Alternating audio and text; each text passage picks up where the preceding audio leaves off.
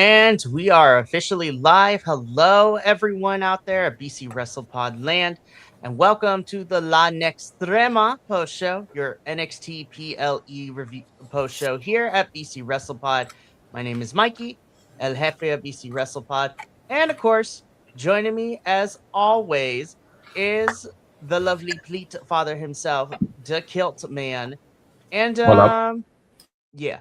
So he is here with me today. And tonight we are going to be talking about NXT's Stand and Deliver. So this was NXT's most recent PLE that happened this past weekend, and it tends to be their biggest show of the year. So, of course, we did a watch along this past Saturday, and now we're here to talk about it, breaking it down of everything that transpired in St. Louis. Before we get into that, all of that though, I'm gonna make this intro really quick. YouTube, Twitch, and Kick, you can see us go live pretty much every day of the week. And our main YouTube channel houses our edited reviews that go 24 hours later. We have social media at BC WrestlePod, where you can find report cards, previews of the weekly shows, as well as other things going down. Uh, we also, I'm trying to think. We also have some merchandise available to us in our, as Kilt is modeling it right here at our shop, BC WrestlePod shop.fourthwall.com. And we also have a coffee bot that helps us pay for all these pay-per-views and streaming services. So if you want to donate, you can, but if not, that is okay. That little friendo will be popping up in the chat ever so often. And yeah, without further ado, let's get into this. So NXT Stand and Deliver. This is the first time that Stand and Deliver, no pun intended, decided to stand on its own, as this is the first year in a long time that Stand and Deliver has not been a part of WrestleMania weekend. And honestly, I'm okay with that because it doesn't crowd everything. And on top of that, too, it allows the NXT crew to kind of stand on their own and to provide a show without it feeling like a long haul like it has been in previous years. So again, NXT Stand and Deliver took place in St. Louis for this one, and we got a whole bunch of stuff to talk about. So let's just jump into it. We're going to start off with our kickoff match that was on the pre-show, and this was a mixed 10-person tag team match. So on the one side, you have, of course, the Belly Bandits themselves, Hank and Tank, honk honk. We love them dearly. And they teamed up with EK Prosper, our women's speed champion, Ren Sinclair, and Shiloh Hill. And they were taking on the Birthright, which is the faction made up of Lexus King, Charlie Dempsey, Uriah Connors, Stacks, and the current TNA Knockouts champion and NXT star Ariana Grace. This was so much fun. I had a blast. This was chaotic as I figured it would be, given that this was a 10-person tag team match. I love that Ren got to do some chops onto Charlie Dempsey as payback, which was That great. first one was loud as shit. Mhm. And so this was just a great back and forth action. Everyone got some stuff in. We got to see, Hank and Tank do what they do best. EK Prosper flying all over the place. Shiloh Hills becoming one of our new personal favorites here. And just watching Lexus King and Birthright get beat up was kind of nice too. So this was a lot of fun. It would be our team.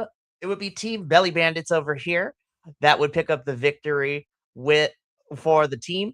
But yeah, this was a good one. Kilt, what did you think of this countdown match between these 10? Oh, this was great. The only criticism I have um was EP Night. That's two ways. The name change, I understand why they did it. It's silly, but It's yeah. Come on, his name's Eli. Whatever. was this Anyway, moving forward, and also just him. I don't remember the storyline that threw him into this, but he's there. And I'm like, all right, cool. That's literally the only downside. Not really downside, but it's the only hang up I have in the match. The match was Mhm. amazing. And as I said, Ren slapped the shit out of Charlie. and like that was loud. It It sure was so good. It sure was. Now, I'll talk about it at the end, but it seems that NXT has kind of put in our new Evolve talent in their own little subsection of storylines going on, which I'll talk about at the end because EK and a bunch of other folks are going to be stuck in this this men's speed championship picture, and I'll discuss that at the very end when I briefly talk about yesterday's episode of NXT. But this was a fun 10-person tag match. This is what would be on the countdown. And then we can finally get into the main card. So the main card of Stand to Deliver kicked off with our NXT Women's Championship match. This is a triple threat with JC Jane defending her title against both Kendall Gray and Lola Vice. Dare I say, this is probably my favorite match of the entire night. And I think this is what NXT does best because their women's division is carrying not only NXT, but they are carrying women's wrestling right now as far as WWE goes. Because Lord knows that Raw and SmackDown have no clue what they're doing with their women's division right now. Raw And and SmackDown don't even know what they're doing with anyone. They are telling the worst stories. that they are. But for me personally, this was probably my favorite match of the entire night. Of course, we did have some blackouts, but as we come to learn later, it wasn't a technical difficulty. It was a difficulty of another kind. But thankfully, it got fixed as the match went on. JC has had a really fun reign.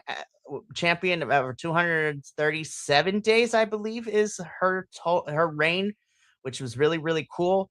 And I think she's been fun. Kendall Gray is fantastic, and she's going to do really well here. As she continues to be part of NXT.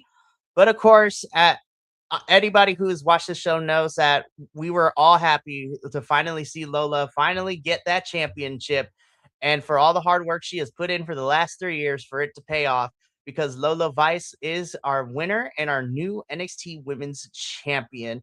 But what a match, man. Everyone, false finishes, really great maneuvers from everyone. This was a fantastic match.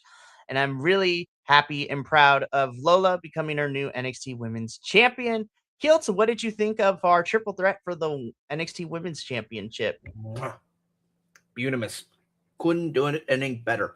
The men's match wasn't like the men's match could have been a little bit better, and it would have matched up to this perfectly. I'm not saying the men's match was bad. It's just it wasn't as good. This was such a great match. It was upsetting that there was costume difficulties that caused blackouts on the feed. Um, but that happens. It's unfortunate. Uh, that it's just the way it is. Unfortunately, so that happened. Thankfully, there was no countouts during those blackout moments. Although there was a lot of close calls and close misses, and I was like, "Holy crap!" But yeah, this was phenomenal. I'm glad this was a lot of fun. This was a lot of fun watching it live. And then, yeah. But again, Lola is our new NXT Women's Champion. I'm going to talk more about her at the very end. But we move on from this match into our second one of the evening, which was for the NXT Tag Team Championships. This, of course, is the challengers in Rayo and Bravo of Los Americanos taking on the champions of such tool names, too, of Ricky Smokes and Brad Baylor of the Vanity Project. Um, this match was also a lot of fun. Now, there's a disclaimer. Anybody who has been tuning in for our NXT show for the last month or two knows that I hate the concept of the Vanity Project and their characters. But in ring, I do think that the Vanity Project boys are really good in the ring. And also, Los Americanos are fun to watch too. This was a lot of fun. I had a blast watching this. Of course, it's like the lesser of two evils because like Los Americanos are cheeky heels, Vanity Project are cheeky heels. There was a whole fight with the plate, the metal plate at one point during the match. It was hysterical to watch. This was just a blast to watch, and I think that this is Like, this is a lot of fun. The Vanity Project boys, because the numbers game was there, Jackson Drake actually helped Vanity Project keep their titles, even with El Grande Americano out there for Rayo and Bravo. But this was a really fun match that saw the Vanity Project boys retain the championship. Kilt, what did you think of this tag team championship match? It was insane. I loved every minute of this match. It was. I was really rooting for the Los Americanos because I want to see them win. I want to see them, be on the get. Sorry, popcorn. I want to see them get more behind them. I want to get see some type of belt on their waist. Now, I should have voted the correct way because I knew in my wrestling brain that they weren't going to win, but in my heart, I wanted the Luchas to win. But unfortunately, obviously, we have the Vanity Project and something interesting later. So, yeah. Yes, we will talk about them later too, because it also came up on NXT last night. And I was like, oh boy. Anywho, but again, Vanity Project walks out as the tag team champions, and we move on into our third match of the main card. Ooh, let me go back. Crazy. Alrighty, so let's talk about this, right? So, coming up third in the main card is the only non title match that we have, but this one has a lot of emotional weight to it for all of us. This is the grudge match, if you will, that we've been building up to this for a while now. Sol Ruka versus Zarya in this match. Again, the video package that we got prior to the match was just gorgeous. It was amazing. Like, good on the video editing team for putting that together. It was great. I still argue why the hell was Zarya in the middle of the desert? It's crazy. So I'm not gonna lie. I was kind as even though I picked her to win, and it did give me a point on predictions to kind of like bypass a lot of things. I was surprised to see Soul kind of win this one, but now because of Tuesday's episode of NXT, now I understand why. But I'll get into that later. But as far as this match goes, while I definitely enjoyed it, I felt a lot for me personally, because this was the quote unquote grudge match. This wasn't as crazy as I thought it was going to be. I thought it was really solid in ring. I thought there was a really fun like story beats being told during this match, but it like didn't get to that next level of intensity that I thought we were going to get, but I still thoroughly enjoyed the match. And again, at this point when we were watching it live, I was very surprised to see Sol Ruka pick up the victory here.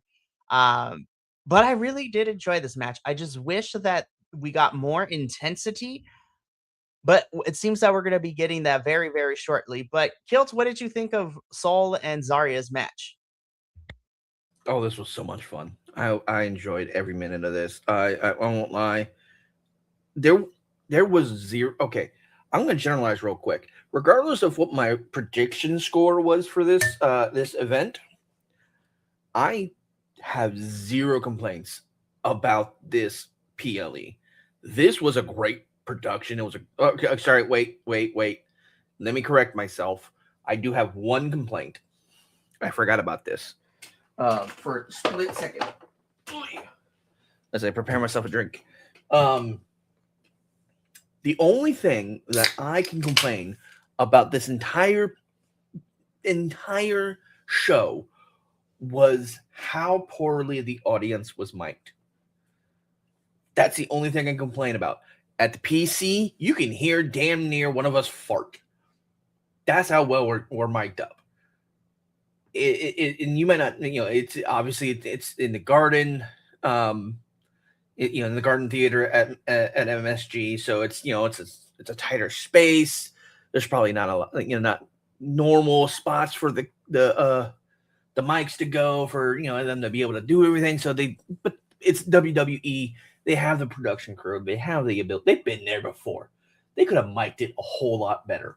They didn't. I don't know why they didn't. I'm not going to argue. That was the only negative thing I have the entire night. This match was amazing. This will set the feud up for the remainder of the year. More than likely, what will happen is Soul will probably get called up probably by the end of the year, maybe in time for Judgment Day or War Games or whatever the frack they're going to use for the Winter PLE.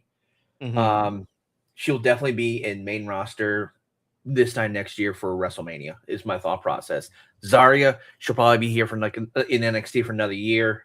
She'll probably feud with a couple other people. But literally, this feud between these two, the breakup, it was forced, but it's getting traction. It's becoming a better I don't like you. A better cohesive cog. It tripped up a little bit and then just kind of seized.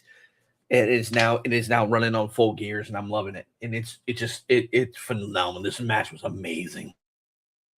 Lovely. Two things to note.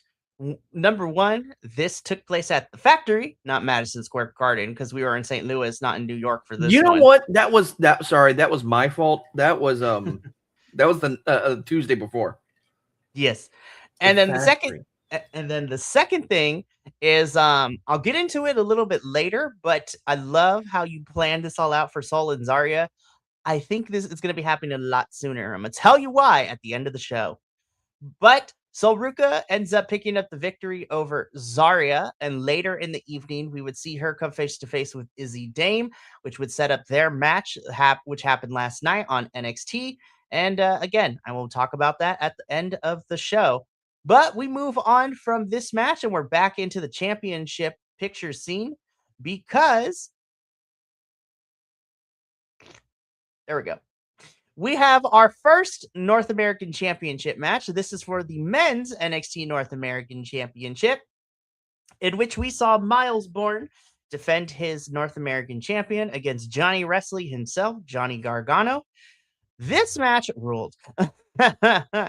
This was a lot of fun. Um, it was nice to see Johnny come back into NXT, and I definitely think this is a really great opponent to go up against Miles.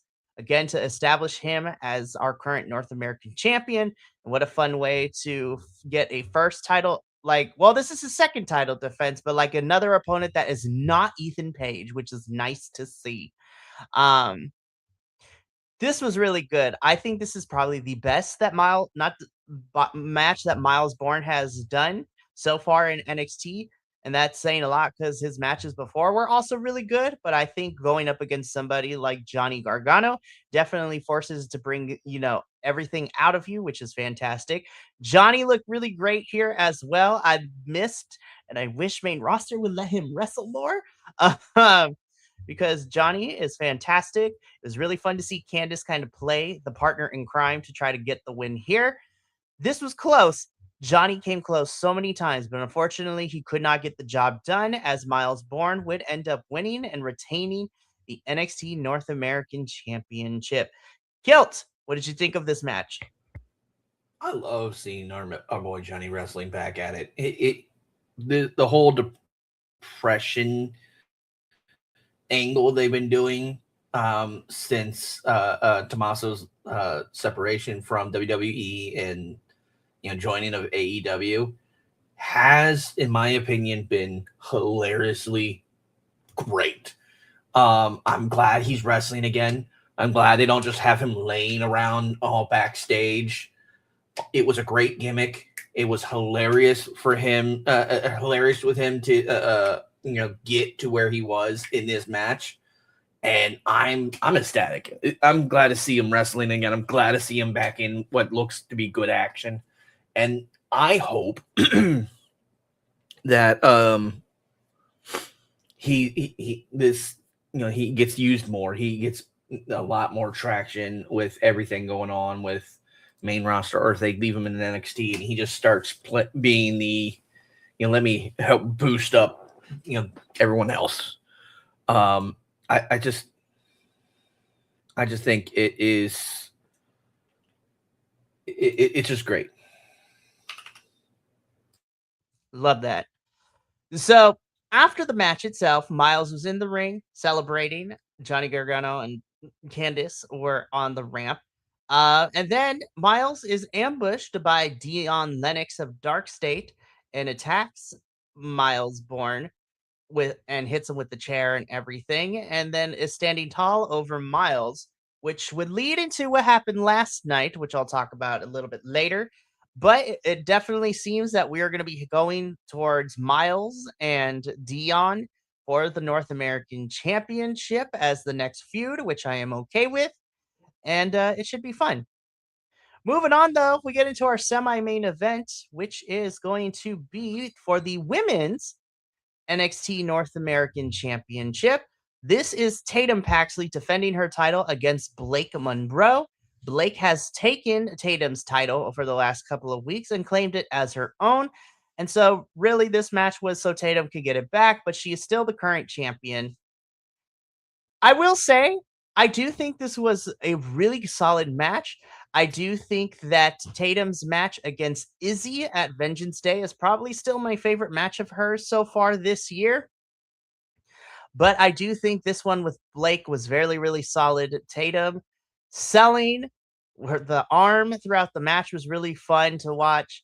Her expressions is really, really cool. And honestly, I think this match definitely also helped Blake out a little bit more because I was like, there it is. There is the Blake Monroe slash Mariah May that I know and love.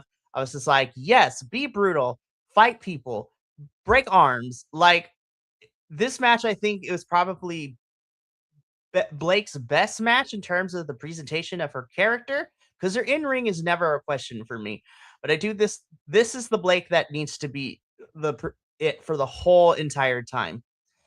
And again, this was really fun. We told a really cool story. Blake almost got the title a couple of times, but Tatum would eventually be able to get Blake, hit her with the cemetery driver, and she would end up retaining her women's North American champion. Kilt, what did you think of Blake and Tatum?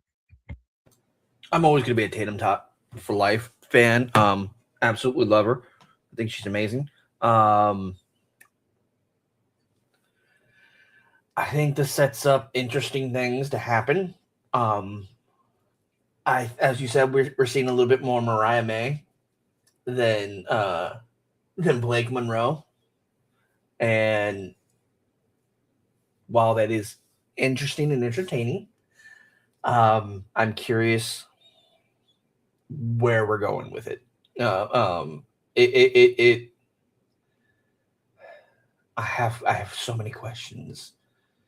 And what's unfortunate is I didn't get to go last night to the show because of vehicle issues, and I haven't gotten to watch it yet outside of small little clips on TikTok because I have it took forever to download. And so it's like, well, poo.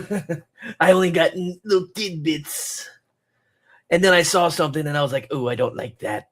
I don't I'm like. gonna, yeah, I'm I gonna fill you like in. it, but I don't like the connotation.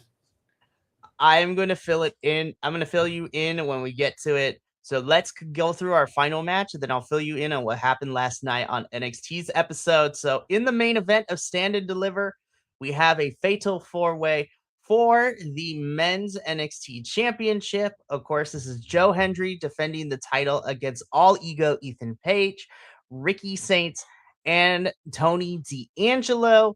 I thought this was a fun, chaotic match for what it was. It definitely had every man for themselves. Ricky and Ethan would work together, but obviously that didn't last long as they would try to steal pins from each other and they were trying to take each other out as well. Joe Hendry trying to be a one-man wrecking crew, defending off everybody, Tony destroying everyone. This was just pure chaos. We had Ethan and Ricky go through the table. Tony D'Angelo, solidified the win with that pop-up power bomb, which was nuts to watch. This was fun, albeit I do feel it was a little bit on the shorter side, but you know what? I'm not going to really complain too much about it. And through everything, even though we kind of sped run to the progression and we got to hear really quickly, Tony D'Angelo finally completes what he came back to NXT to do, which was step 2, which was to become the NXT champion. and he does so by pinning Joe Hendry after a nasty looking power bomb, which looked really cool. And your winner and new NXT champion is Mr. Tony D'Angelo. Kilt, what did you think about our main event of this Fatal 4-Way?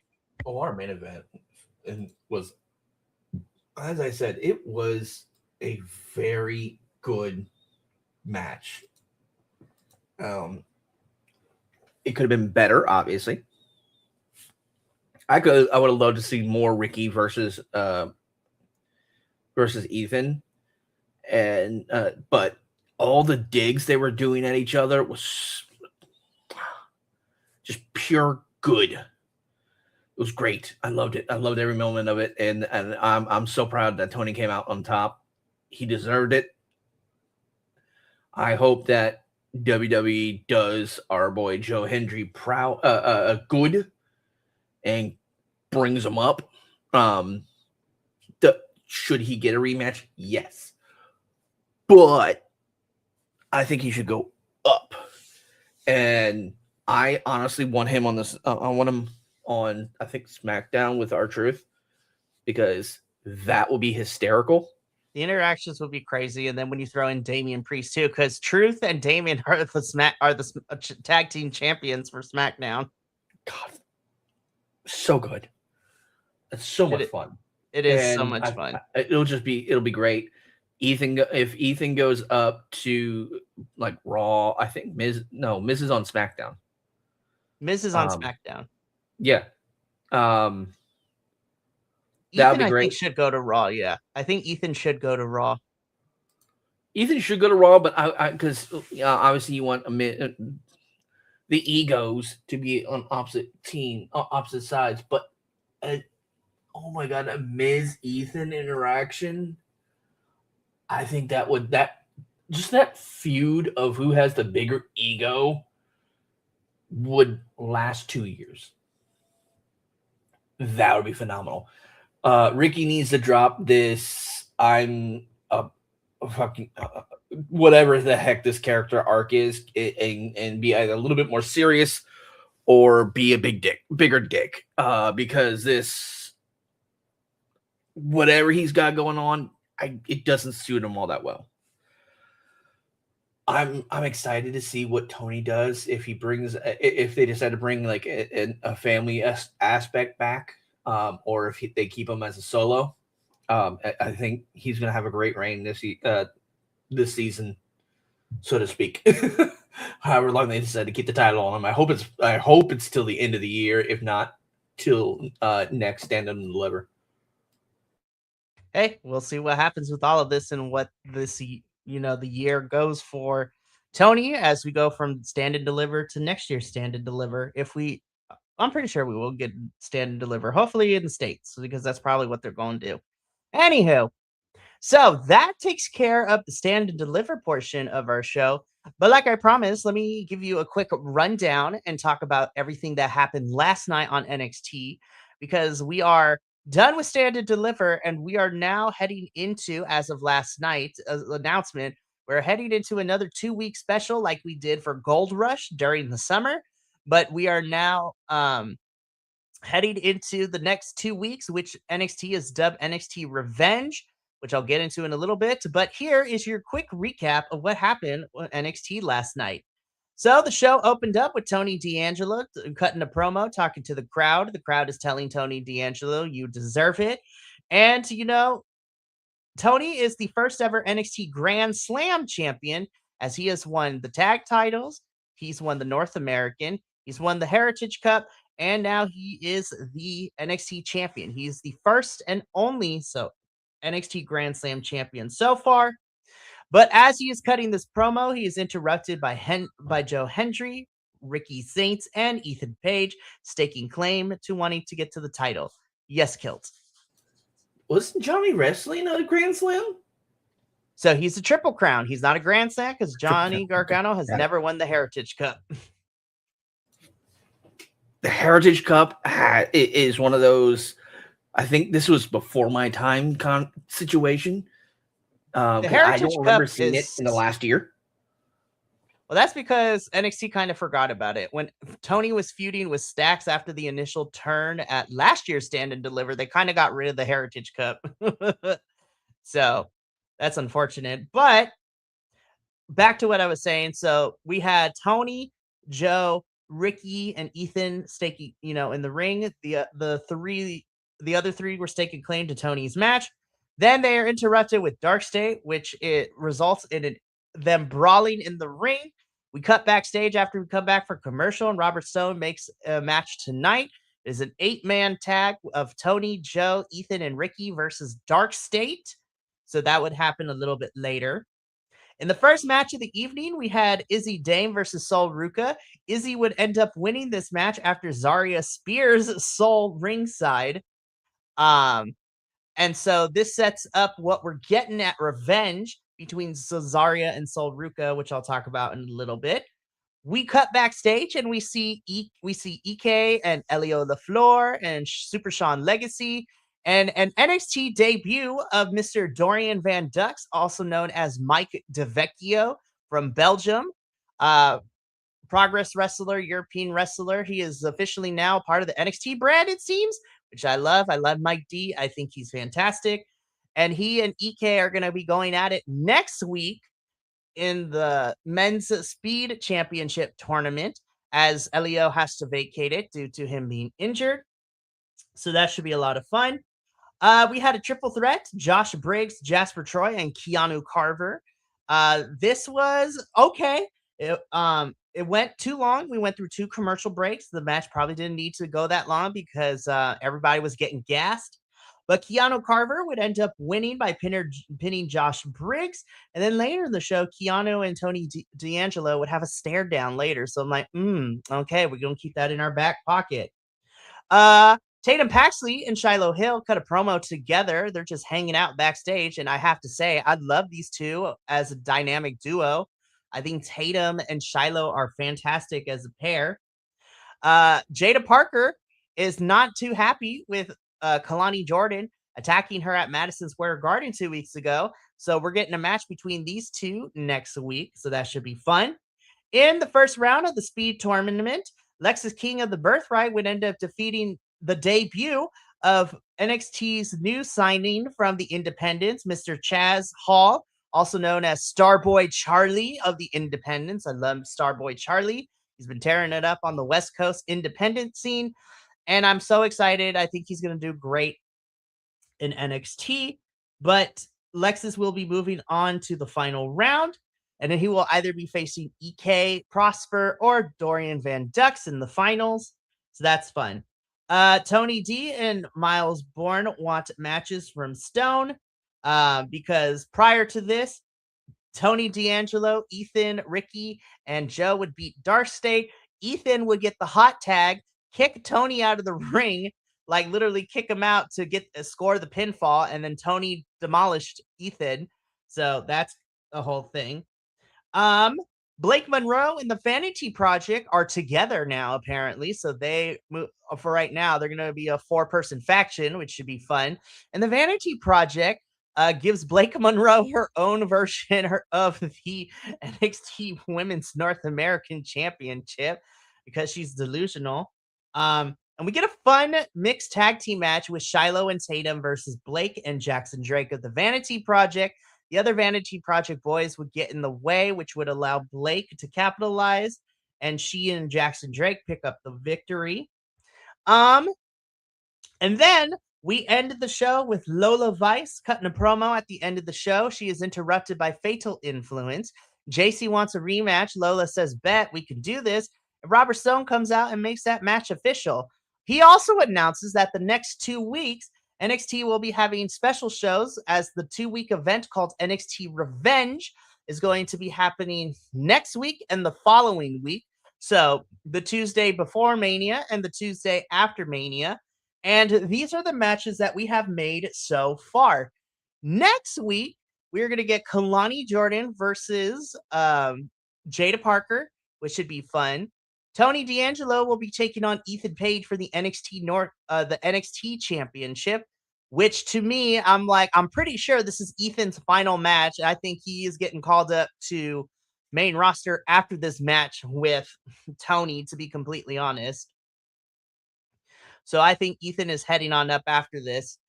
We are also getting Lola versus JC next week for the NXT Women's I want to say keep saying North America for the NXT Women's title. That I'm pretty sure this means that JC is also done too next week. And then in 2 weeks, Kilt, we're probably going to see Sol Ruka get called up because she and Zarya are going to have their match in 2 weeks on the week 2 of NXT's Revenge, and it is a last woman standing match. So there it is. We got the crazy stipulation match, and I'm pretty sure Zarya's going to win, which will allow Sol Ruka to lose, and then she gets called up to main roster. So there you have it. More matches will be announced soon. Like, we'll figure out who the Vanity Project boys are going to defend against if they have it. See if Miles gets a match against somebody. But yeah, so Kilt, we got NXT Revenge in the next 2 weeks, and I'm pretty sure this is going to be some of the final matches for JC, Soul, and Ethan, in my personal opinion. Oh, and Joe Hendry has a concert next week, so there's that. Oh, so I definitely can't miss next week because I want to be at the concert. Yeah, so if you go next week, you will get the concert. You will get Kalani versus Jada, Lola versus JC, and Tony versus Ethan too. Very nice. I can't wait. Very, I'm very excited. nice. But yeah. Alrighty. Well, that brings us to the end of our La Nextrema review, which was a lot of fun. But don't touch that dial because I will be back here a little bit later with Papa Oso, hopefully. And we will be talking about some CMLL later tonight. And then the rest of this week, we have some fun stuff. Tomorrow evening, we have Progress Wrestling. So I will be here to cover chapter 192, Cause and Effect. Before I head on out to this crazy event I decided to go to last minute, which I'll tell Kilt about off camera. I'm excited. It's going to be fun. It's non-wrestling related, but it's still fun. Then on Friday, the TNA crew will be here for the Go Home edition of TNA to talk about the Go Home show for this upcoming Thursday's episode of Total Nonstop Action Wrestling. And then we will also be making our predictions for Rebellion, which is this Saturday, which then leads it to Saturday. Myself and hopefully my good friend JT, we will be doing a live watch along for TNA's Rebellion. So we got 9 matches made. It's going to be crazy, coming to us live from Cleveland, Ohio. And then next week, we begin WrestleMania Hell Week. We got our Eve Battle Girl, our Eve Riot Girls event. Bruised, Battered, and Hung Over, which is going to be a lot of fun to talk about. Tuesday, we have AEW Dynasty, NXT and CMLL on Wednesday.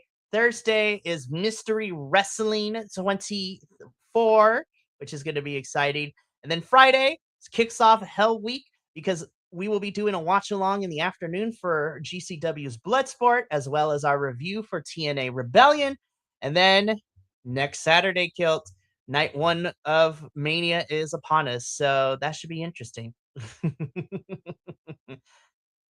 So We're gonna be we're to a point where we're probably gonna be almost streaming like the entire weekend.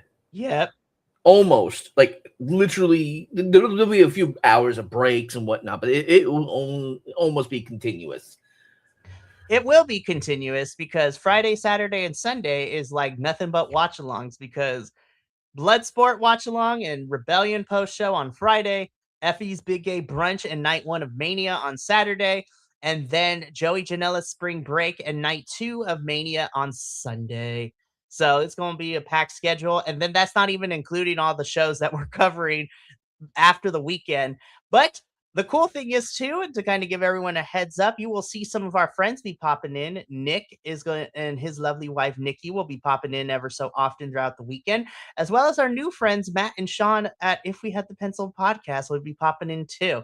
I'm also working out something with Matt and Sean to see if I can pop in or we can pop in Tuesday on their show as a lead into WrestleMania weekend. But I'm gonna confer those details with them later this week.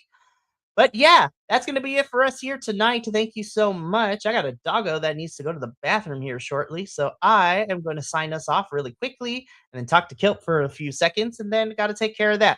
But from all of us here at BC WrestlePod to you at home, remember, take care of yourself, love one another, stay iconic, and more importantly than anything, you always deserve to finish your story.